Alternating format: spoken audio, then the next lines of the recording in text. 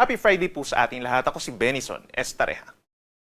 Patuloy pa rin pong pag-ihip ng malakas na northeast monsoon or hanging amihan sa malaking bahagi ng Luzon at umaabot na dito sa Metro Manila at ilang parte ng Calabarzon.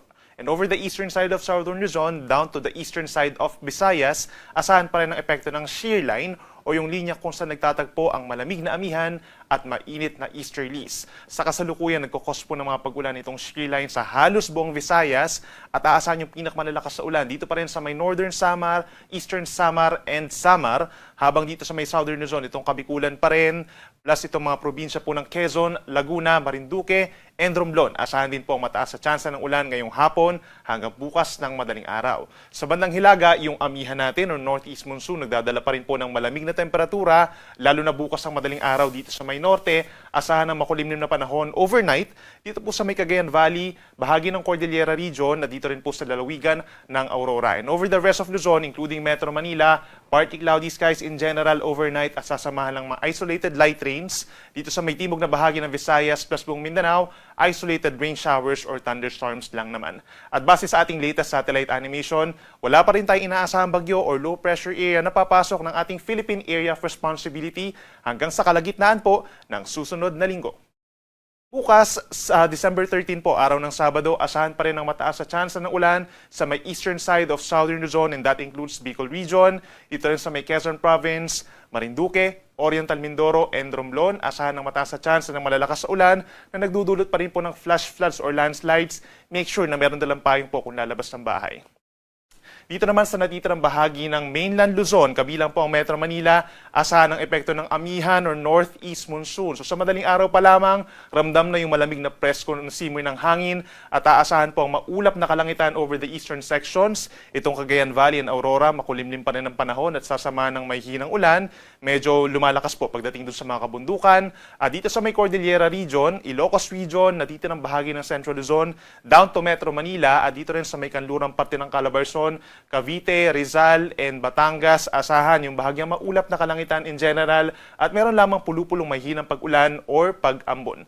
Sa Metro Manila, temperatura 24 to 31 degrees Celsius. Sa may Baguio City, ideal pa rin po pamamasyal throughout the weekend mula 17 to 24 degrees malamig. At dito sa may Tuguegarao City, 22 to 29. Gayun din sa may Tagaytay City hanggang 29 degrees Celsius. Sa ating mga kababayan pa rin dito sa may Palawan, partly cloudy to cloudy skies pa rin po at merong mataas sa tsansa ng ulan pagsapit ng tanghali and early afternoon dito sa may mainland Palawan.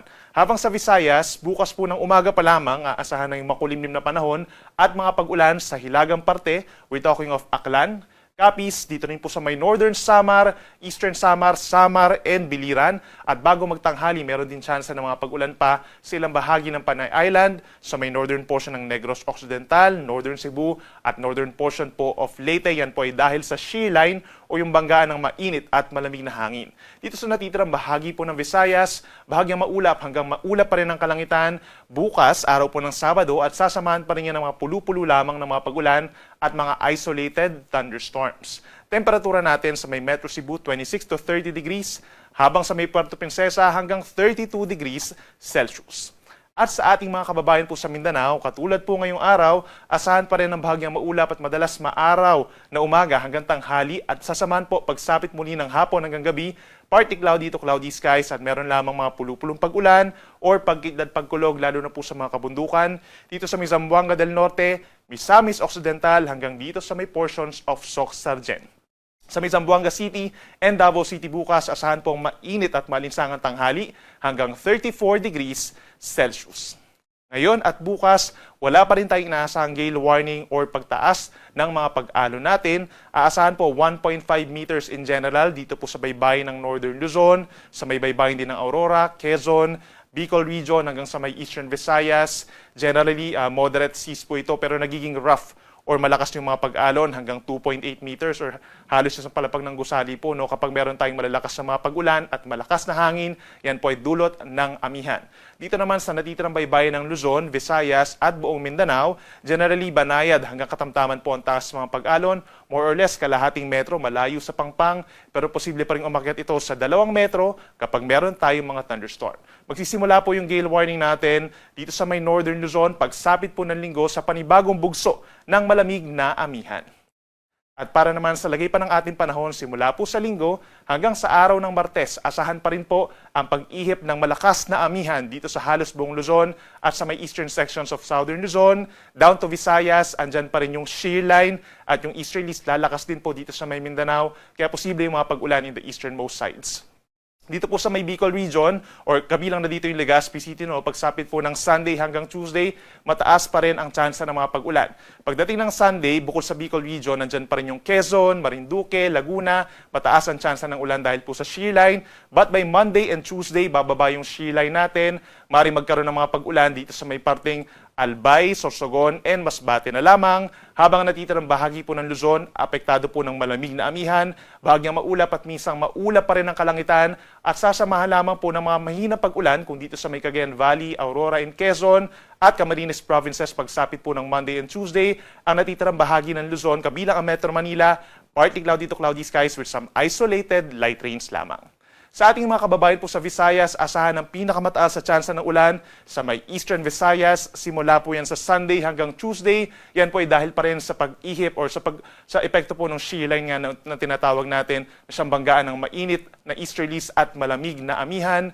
Pagsapit dito sa may Tacloban City, mataas ang tsansa ng mga pag-ulan pagsapit po ng Sunday. And by Monday and Tuesday, minsan dumadalas din po yung mga pag-ulan sa may Central Visayas at Panay Island. So make sure na meron dalang payong po kung lalabas ng bahay. Dito sa may Metro Cebu, partly cloudy to cloudy skies naman at may tsansa pa rin po ng mga pulu-pulong pag-ulan. Inuulit natin lalo na sa Monday at sa Tuesday. At sa ating mga kababayan po sa Mindanao, aabot actually yung shear line pagsapit po ng Sunday dito sa may Caraga region, kabilang ng Dinagat Islands and Surigao del Norte. Magbaon ng payong kung lalabas po ng bahay. But for the rest of Mindanao, aasahan naman yung epekto ng easterlies, partly cloudy to cloudy skies. Pinakamadalas ang tsansa ng mga pag-ulan sa may eastern sides, pagsapit ng Lunes at Martes. Dito sa Surigao del Norte, Surigao del Sur, and Davao Oriental, medyo mataas ang tsansa ng mga pag-ulan po dyan sa mga araw po na iyon. Habang natitirang bahagi ng Mindanao, asahan pa rin ng medyo may init at malinsangan po na tanghali na sasamahan pa rin lamang ng mga pulu-pulong pag-ulan na walang kinalaman sa anumang low pressure area or bagyo. Ang ating sunset pa rin po ay 5:28 p.m. at ang sunrise bukas mas late po 6:12 ng umaga. Yan muna ang latest mula dito sa Weather Forecasting Center ng Pag-asa. Ako muli si Benison Estareja na nagsasabing sa namang panahon, Pag-asa ang magandang solusyon. Happy weekend po!